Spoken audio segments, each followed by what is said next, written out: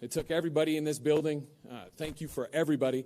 Thank you, because this is very exciting for the coaching staff, for the players, for the team, for all of us. And it's crazy because you talk about him on the field a lot, as a football player, but just the father he is, slowly getting to know this family. I'm not going to lie, I was very excited to meet his wife.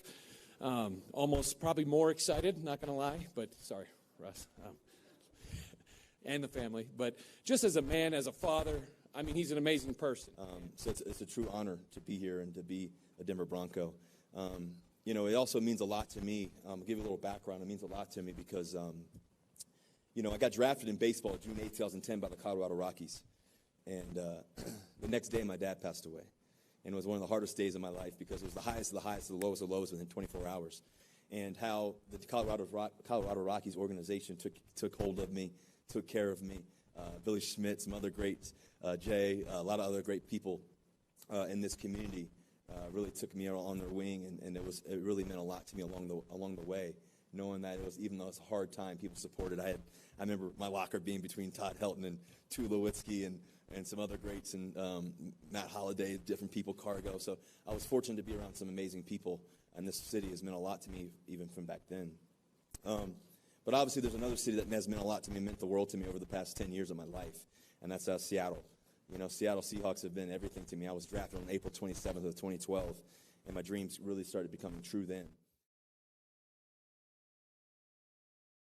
Many amazing times, and Pete, obviously, he's a Hall of Fame coach in my opinion. He's been an amazing person along the way with me. And then there's obviously John Schneider, who's the guy when I was playing at University of Wisconsin, the Big Ten. He was chopping it up in the bar with my brother after we won and beat Michigan State. And he was chopping it up with my brother in the bar. And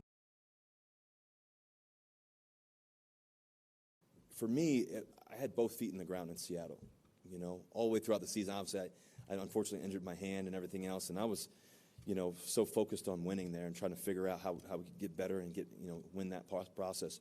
As the season ended, obviously there's the process of that and trying to figure out, okay, what's next? What are we going to do next? I was super excited about what we could do there. And then, things started kind of changing a little bit in the sense of, maybe something would happen. And so once I kind of figured out that different teams were calling and there was some possible thoughts around that, that's when, once I found that out, I was like, okay, maybe it's time for me to go a different direction. I think that it's part of different things. I think that Pete and John were great along the way, knowing that there was going to, there could be the time where I say no, even no matter what. That's the part of having a no-trade clause. I think that, could happen. But I think that once the two teams kind of mutually agreed on the thought process and everything else, I knew that these guys in the locker room were great football players.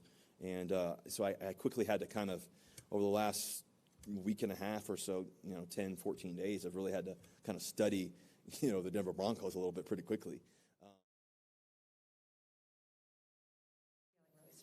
Yeah, I didn't initiate it. It was definitely mutual along the way. There's definitely been a lot of conversations. It hasn't been I initiated anything, but it is what it is. I'm happy to be here. That's all I know.